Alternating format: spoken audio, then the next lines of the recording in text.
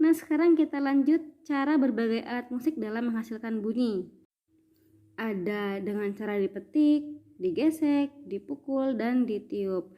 Nah, kalau kalian lihat di situ ada gambar gitar. Gitar itu merupakan contoh alat musik yang dimainkan dengan cara dipetik. Gitar itu ada badan gitar dan senar. Dan kalian tahu gak sih, ternyata bagian paling penting dari gitar itu adalah badan gitarnya yang ada lubang di situ dan ada ruang di dalamnya. Nah, itu fungsinya apa sih? Ruang yang ada di dalam badan gitar itu berfungsi untuk memperkuat bunyi asli senar sehingga bunyi akan terdengar cukup keras. Nah, inilah yang dinamakan resonansi. Resonansi merupakan suatu peristiwa ikut bergetarnya suatu benda karena adanya benda lain yang bergetar. Dan kemudian ada drum. Drum juga merupakan salah satu contoh alat musik yang dimainkan dengan cara dipukul. Jika kalian lihat dari bentuknya, drum juga seperti memiliki ruang di dalamnya yang ditutupi oleh membran. Ruangan itu juga berfungsi sebagai resonansi. Semakin kuat pukulannya, maka getarannya pun semakin banyak dan suara yang dihasilkan pun juga semakin keras. Dan selanjutnya ada biola. Biola dimainkan dengan cara digesek. Selain biola juga ada rebab dan tarawangsa.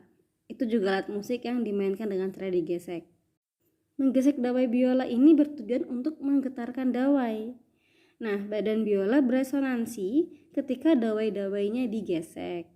Dan selanjutnya ada trompet yang sudah kita tidak asing lagi ya cara memainkannya gimana, yaitu dengan cara ditiup.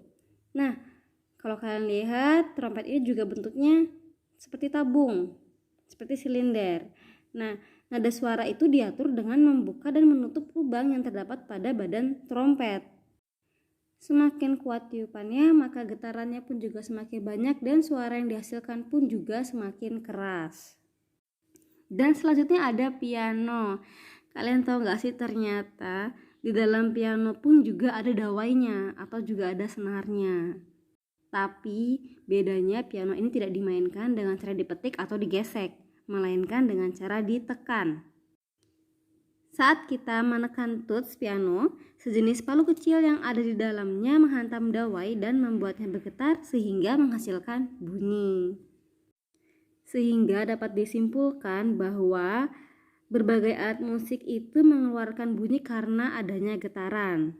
Saat kita bicara pun pita suara dalam tenggorokan juga ikut bergetar. Hal ini menunjukkan bahwa benda yang bergetar akan menghasilkan bunyi.